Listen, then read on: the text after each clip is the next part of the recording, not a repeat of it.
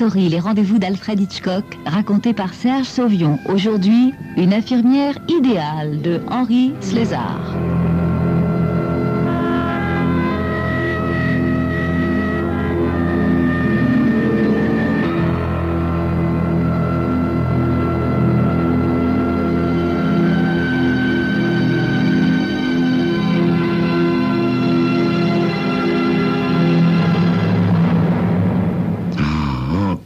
Cette maudite clochette. Elisabeth ne le laissera donc jamais tranquille. Arnold Bourdon a vraiment de plus en plus de mal à supporter sa femme. C'est elle qui est malade, une atrophie musculaire progressive, mais c'est lui qui souffre le plus. C'est du moins comme ça qu'il sent les choses. Toute la journée, de son fauteuil roulant ou de son lit, elle l'accable de récriminations et de plaintes de toutes sortes. Oh, maudite clochette! Il se précipite dans la cuisine et prépare un œuf à la coque pour sa chère et tendre épouse, en faisant surtout bien attention à ce qu'il reste très exactement 2 minutes dans l'eau bouillante, pas une de plus. 3 domestiques dans la maison, mais c'est lui qui doit préparer tous les matins le petit déjeuner. Elisabeth y tient. Une petite humiliation supplémentaire, histoire de lui faire sentir qu'il est son mari, sans doute, mais qu'elle a tout pouvoir sur lui. Elle est très très riche, mais lui ne possède rien d'autre que sa prestance, sa distinction et une forme physique éblouissante qu'il passe son temps à entretenir. Quand il entre dans la chambre portant le plateau, Elisabeth est assise sur son lit. Elle lui jette un regard peu aimable. « Eh bien, on peut dire que tu as été long ce matin. » Elisabeth n'a jamais été très jolie, mais alors là, maintenant, avec ses cheveux grisonnants et son teint jaunâtre, elle ressemble de plus en plus à une vieille femme. Dire que quelqu'un comme moi, classé au tennis et tellement bien dans sa peau pour un homme de 48 ans, doit partager la vie de ce monstre tyrannique, se dit Arnold. Alors, qu'est-ce que tu fais avec ce plateau empoté? C'est pourtant pas très compliqué. Si cette femme que tu as engagée est aussi maladroite que toi, ça promet. Arnold pose délicatement le plateau devant son épouse en remontant son oreiller. Bon appétit, ma chérie. Tu as très bonne mine ce matin. Ce doit être ce nouveau traitement qui te convient. Non, je ne me sens pas bien du tout. Et puis ce thé est déjà froid. Il est 9 heures. Son train arrive dans 10 minutes. Il faut que j'aille à la gare. On dirait que tu es bien pressé, brusquement. Mais non, Elisabeth, cette demoiselle Gréco ne connaît pas la ville. Si tu préfères que je reste avec toi, nous enverrons Ralph avec la voiture. Non, vas-y donc, que je vois vite sur qui nous allons tomber. Écoute, je suis convaincu qu'elle fera très bien l'affaire. L'agence l'a chaudement recommandée et elle a d'excellentes références. Je suis persuadé qu'elle va s'occuper de toi parfaitement. Cesse donc de bavasser et file. Tu la feras monter tout de suite pour que je puisse avoir un entretien avec elle. Pauvre fille. L'examen de passage risque d'être difficile pour elle. Comme toujours, le train a du retard. Arnold attend au volant de sa petite voiture de sport, un cadeau de sa femme pour l'anniversaire de leur mariage. Enfin, ce maudit train finit par entrer en gare. 3 voyageurs descendent, pas d'erreur possible, 2 hommes et une femme. Elle est mince et le chapeau incliné qu'elle porte dissimule en partie son visage. Les 2 hommes l'aident à descendre ses valises. Arnold remarque tout de suite qu'elle a des jambes superbes, une silhouette de mannequin. Il s'approche d'elle et lui tend la main. « Bonjour, Arnold Bourdon, je suppose que vous êtes Hélène Gréco. » Elle relève la tête.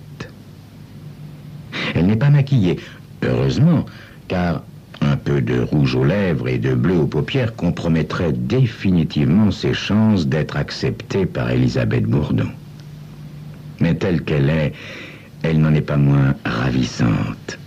Et Arnold se demande comment va réagir son épouse. « J'espère que vous serez bien chez nous, mademoiselle. Ma femme a besoin pendant quelque temps d'une présence féminine, d'une personne qui puisse, mieux que moi, répondre à ses besoins. On vous a déjà parlé de sa maladie ? » Oui, Oui, monsieur, on m'a tout expliqué. Je suis infirmière, mais si j'ai bien compris, votre femme a surtout besoin de compagnie. Voilà, c'est ça, oui. Elle est tellement nerveuse et fragile. Mais je suis sûr que vous vous entendrez à merveille. Vous avez l'air si sensible. Arnold se doute bien que sa femme va apprécier à sa façon la beauté rayonnante de Mademoiselle Gréco. Mais c'est très exactement ce qui arrive. Mais d'où l'as-tu sorti? De la 42e rue? Mais enfin, Elisabeth, c'est toi-même qui as choisi Mademoiselle Gréco d'après les renseignements fournis par l'agence. Je la vois comme toi pour la première fois. Enfin, tu reconnais tout de même qu'elle est ravissante. Enfin, cette demoiselle ne manque pas de charme. Enfin, de là à dire qu'elle est ravissante. Elisabeth, j'espère que tu ne vas pas te faire des idées, voyons. Très bien. Elle va rester ici, Arnold. Nous allons la garder. Ce sera très amusant de vous observer tous les deux. Car je ne vous quitterai pas des yeux, tu peux m'en croire. Et s'il se passe la moindre chose... Mais enfin, ma chérie, qu'est-ce que tu vas imaginer? Tu sais bien que tu es la seule femme qui compte pour moi. Oui, oh, c'est pas la peine de te fatiguer. Je te connais, Arnold. Je te connais même si bien que j'entends d'ici ton petit cœur romantique palpiter des mois. Va donc lui annoncer qu'elle est engagée. Non, attends. Je vais le faire moi-même. Elisabeth prend la clochette posée sur la table de chevet et l'agite violemment. Belle entrée en matière pour cette pauvre fille, se dit Arnold. J'espère qu'elle ne va pas devenir le souffre-douleur de ce tyran. La voilà qui arrive. Elle a enfin compris que cet appel s'adressait à elle. Elle frappe à la porte de la chambre et entre. Vous m'avez appelé, Madame Bourdon? Oui. Et désormais, ma chère, il faudra vous habituer à ce signal et mettre moins de temps pour venir. Je veux prendre l'air ce matin. J'aurai besoin de votre aide pour pousser mon fauteuil. Quelques semaines après son arrivée, un soir, Mademoiselle Gréco descend dans la cuisine afin de boire un chocolat chaud. D'après, elle n'arrive pas à trouver le sommeil. Elle a du mal à s'habituer à cette maison et à l'atmosphère étouffante qui y règne. Cette clochette qui ne cesse de retentir dans la maison, d'ailleurs souvent sans raison apparente, comme un avertissement. Ce soir-là, Arnold ne parvient pas, lui non plus, à s'endormir. Il l'a entendue et la rejoint dans la cuisine. Voulez-vous un peu de chocolat chaud, Monsieur Bourdon? Avec plaisir. Cette robe de chambre vous va à merveille, Hélène. Dites, vous permettez que je vous appelle Hélène? Oh, volontiers, Monsieur Bourdon. Enfin, Arnold. Ils sont tout près l'un de l'autre. Arnold ne peut résister. Il la prend dans ses bras et l'embrasse. Oh, je vous aime, Arnold. Depuis le premier jour. Moi aussi, je vous aime, Hélène. Mais c'est sans espoir, n'est-ce pas? Tout dépend de ce que vous jugez sans espoir, Hélène. Je veux parler du mariage, bien sûr. Comme vous le savez, ma chère Hélène, je suis marié. Mais le divorce, Arnold, il suffit d'aller au tribunal. Oui, bien sûr. Et à l'hospice pour indigents ensuite. Autrement dit, Arnold, nous devons en rester là. Vous êtes vraiment terriblement vieux jeu, ma chérie. Si j'ai bien compris, c'est le mariage ou rien. Oui, Arnold. Je veux avoir un mari, pas un amant.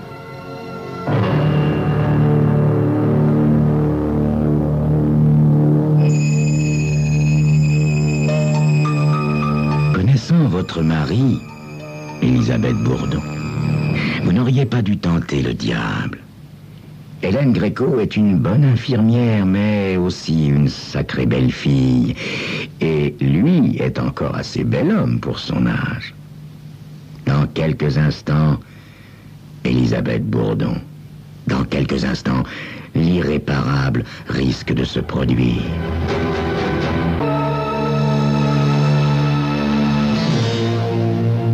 Hélène, connaissez-vous la pentatalimine? Le remède que je donne chaque soir à votre femme? Oui, c'est cela. Je sais que c'est un puissant sédatif, Comme elle se sent souvent très mal pendant la nuit, il lui est d'un grand secours. Dites-moi, Hélène, réfléchissez bien, c'est important. Vous êtes au courant des doses auxquelles on l'administre et de tout ce qui s'ensuit. Bien sûr, Arnold, je connais mon métier, je sais que c'est un médicament dangereux et qu'une trop forte dose peut affecter le cerveau et même causer une hémorragie. Hélène, vous ne risquez jamais de vous tromper et de lui administrer une trop forte dose? Bien sûr que non, Arnold. Mais la chose serait facilement décelable. Mais ne pourrait-elle pas passer inaperçue si elle était faite progressivement? Disons, un centicube de plus par soir finirait par avoir le même effet. Hein? Oui, Arnold, mais vous ne pensez pas... Essayez simplement de me suivre, Hélène. Elle s'affaiblirait de jour en jour, n'est-ce pas? Oui, Arnold, c'est cela. Elle aurait des nausées. C'est un des symptômes. Un symptôme qui n'est pas forcément attribuable aux médicaments. Combien de temps pensez-vous qu'il faudrait pour qu'elle... Je ne sais pas, Arnold. Vous me faites peur. Répondez à ma question, Hélène. Combien de temps? 2 mois, peut-être. Cela nous mènerait en juin, ma chérie. Je crois que vous allez trouver sous peu un mari.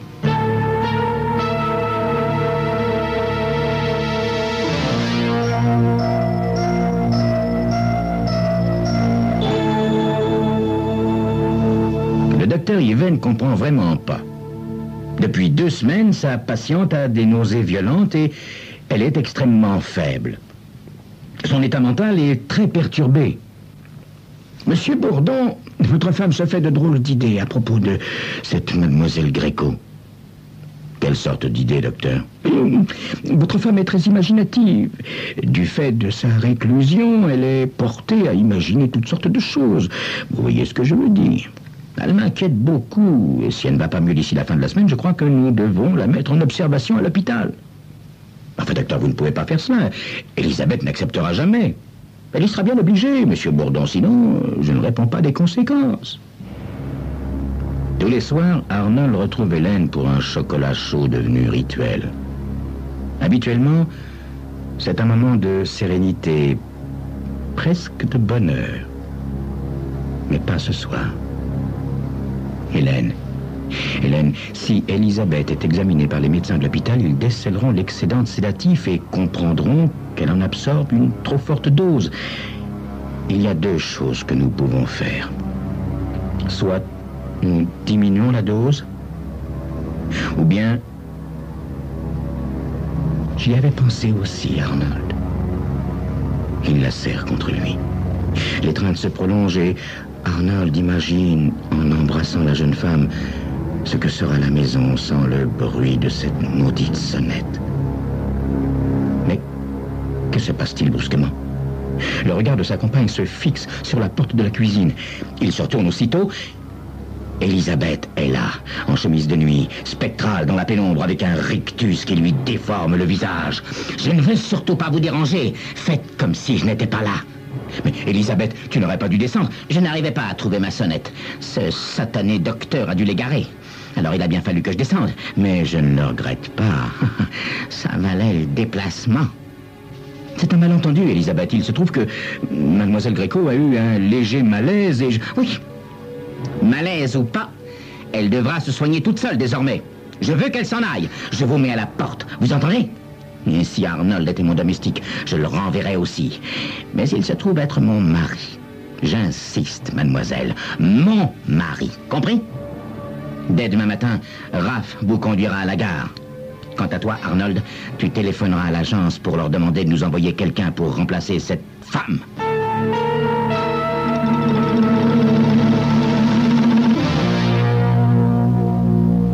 Le lendemain après-midi, Elisabeth Bourdon est rayonnante. Elle semble aller beaucoup mieux. J'ai trouvé la femme parfaite, Arnold. J'en suis très heureux, ma chérie. Les 2 premières étaient impossibles, beaucoup trop jeunes. Je suis persuadé que tu trouveras celle que j'ai engagée tout à fait à ton goût. Très fascinante dans le genre femme épanouie. Elle est d'ailleurs déjà en train de s'affairer dans la cuisine. En effet, dans la cuisine, une grosse femme de petite taille prépare le plateau de médicaments. À l'entrée d'Arnold, elle tourne la tête. Elle a des cheveux blancs, un triple menton, des joues rouges et doit avoir dans les 70 ans. Alors, surtout, il ne faut pas oublier le sédatif qu'Elisabeth prend à 9 heures. Non, bien sûr que non. Mais quelle pâleur. Quelque chose qui ne va pas. Le dosage, c'est bien compris? Mais oui, juste un centicube de plus que la dose normale. Exactement. À présent, il ne devrait plus falloir longtemps pour l'achever. Dieu seul sait ce qui lui tient l'âme si bien chevillée au corps. Arnold prend la vieille femme dans ses bras et l'embrasse affectueusement. Elle lui sourit tendrement, tandis que, là-haut, la clochette se fait entendre. Oui, c'est ça. On arrive, Elisabeth, chérie, on arrive, ne sois pas si impatiente. Oh, ma petite maman, quelle chance que toi aussi, tu sois infirmière.